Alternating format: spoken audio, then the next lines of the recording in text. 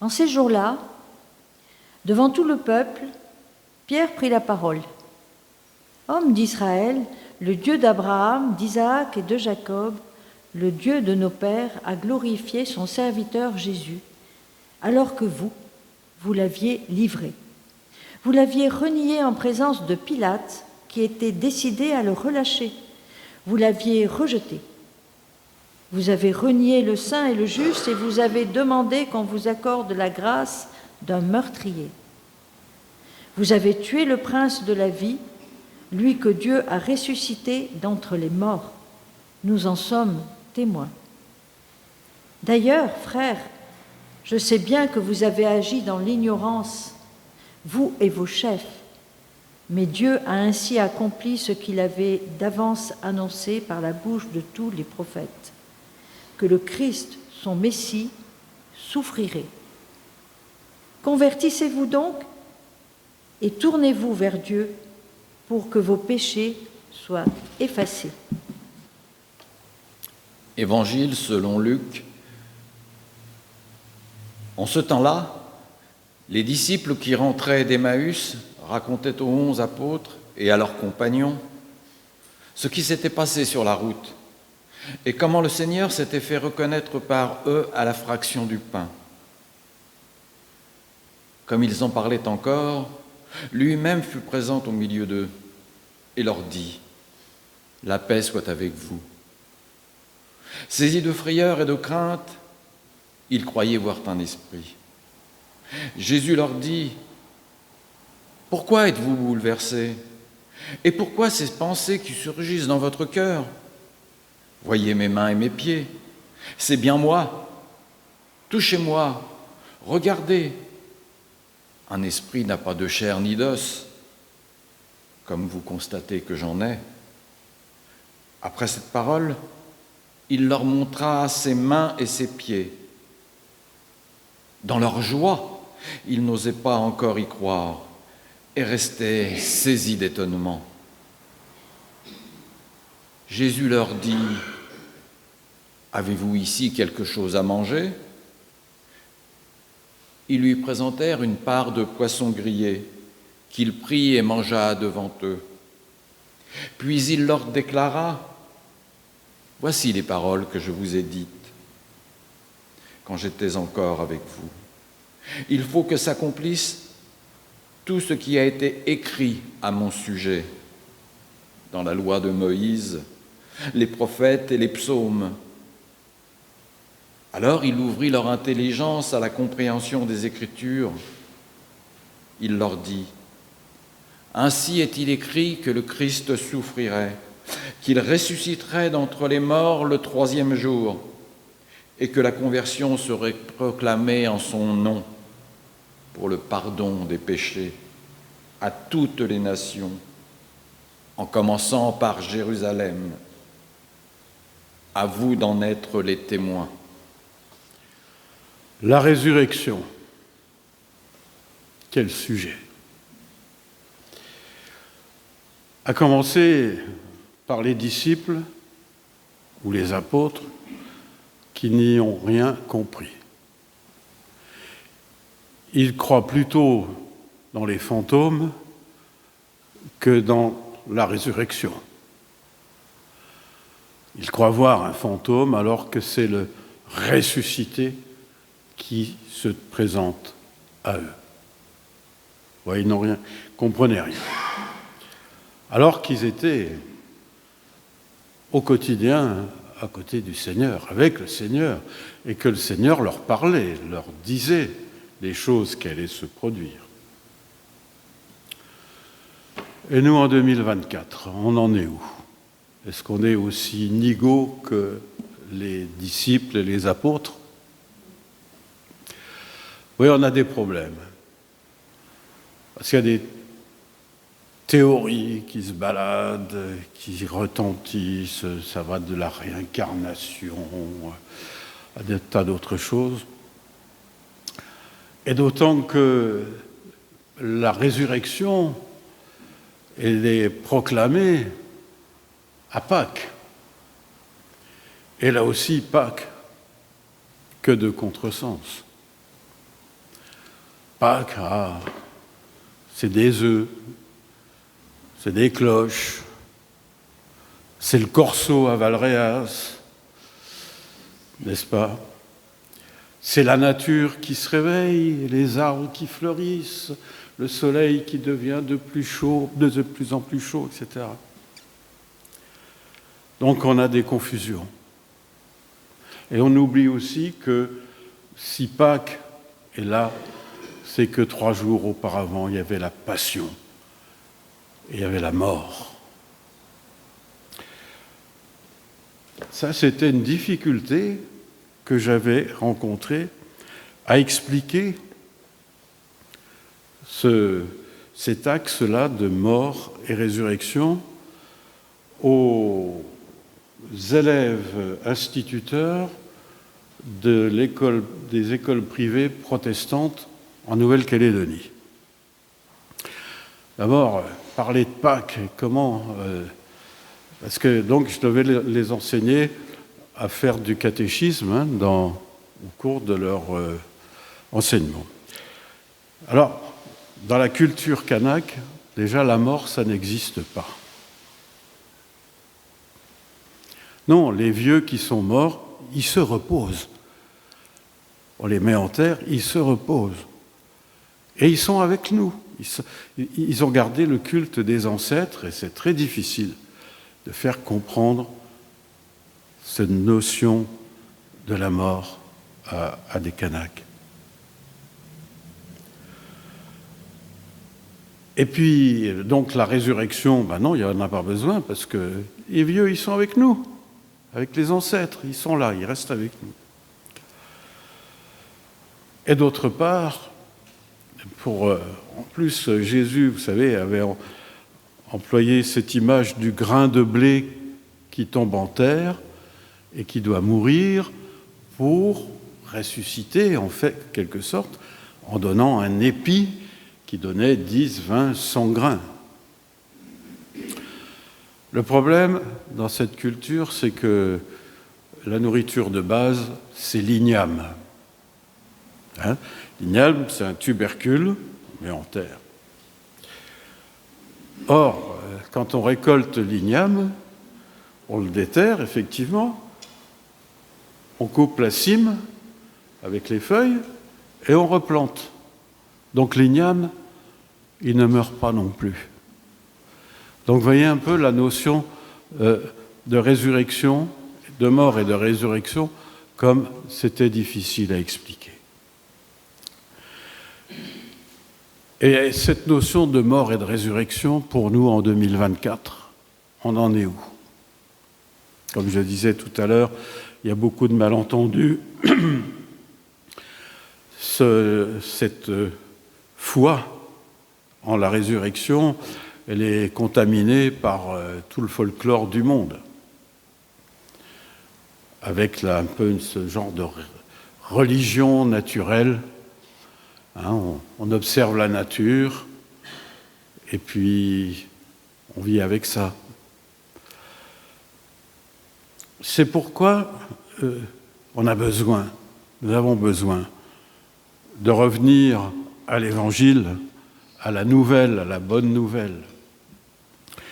Quand on voit l'apôtre Pierre, dans le récit qui nous en a été fait dans le livre des Actes, qui s'adresse directement à ses contemporains, aux habitants de Jérusalem, aux autorités de Jérusalem, il leur dit bien qu'ils n'avaient rien compris et qu'ils avaient mis à mort le prince de la vie, alors que c'était celui qui était annoncé, le Messie.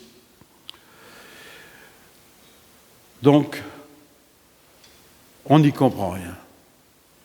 Et les disciples, les premiers, ils connaissaient pourtant la Bible, la loi et les prophètes, et les psaumes. Mais effectivement, si on lit attentivement, on n'a pas d'annonce de la résurrection du Messie. On a l'annonce du Messie, le Fils de l'homme, qui doit venir sur terre. On pense que c'est un roi qui a la bénédiction et l'onction C'est ça que ça veut dire, le Messie. C'est celui qui a eu l'onction, soit l'onction pour être le roi, le dirigeant, celui qui va amener le règne de Dieu, le règne de justice, le règne de paix. Et le Messie, le nom de Messie en grec, ça se dit Christ. Et la tradition chrétienne a gardé le terme de Christ, mais si on dit Messie, c'est pareil. Jésus Messie, Jésus-Christ. Donc on voit dans la lecture des prophètes qu'il n'y a pas une résurrection. Par contre, l'annonce du Messie souffrant, du serviteur souffrant, on la connaît bien. Il faut donc que ce soit Jésus lui-même, ressuscité, qui vienne en tant que ressuscité se présenter à ses disciples et les instruire, leur expliquer. Admirons au passage la bienveillance, l'empathie, la miséricorde de ce Maître, de ce Seigneur, qui ne traite pas ses disciples de nuls. Vous êtes des nuls, vous n'avez rien compris. Non. Il les encourage et il leur explique. Et, comme dit le texte, il ouvre leur intelligence. Ah, l'intelligence. Encore un terme bien à la mode. Intelligence artificielle. Là, il s'agit de l'intelligence spirituelle. Cette intelligence qui se trouve en contact, en communion, en relation avec Dieu lui-même, avec le divin. Et pour comprendre le divin, nos intelligences humaines, matérielles, matérialistes parfois, charnelles, nos intelligences sont trop étroites pour que ça entre. Alors, il nous faut un secours, l'explication que fait Jésus lui-même, c'est-à-dire que ce soit le Saint-Esprit qui vienne en nous éclairer nos pensées, notre intelligence, notre raison même. Notre intelligence, notre raison ont besoin d'être évangélisées, touchées par la personne, la présence de Jésus, c'est par le Saint-Esprit. Le grand réformateur Calvin,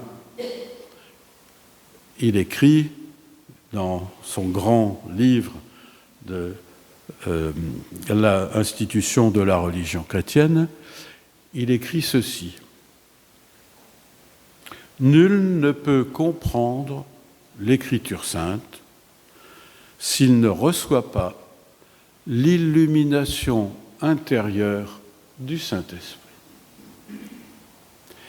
C'est pour cela que nos liturgies réformées, il y a cette prière dite d'illumination. C'est pas pour ne faire de moi un illuminé, non. L'illumination avant la lecture des textes de la Bible.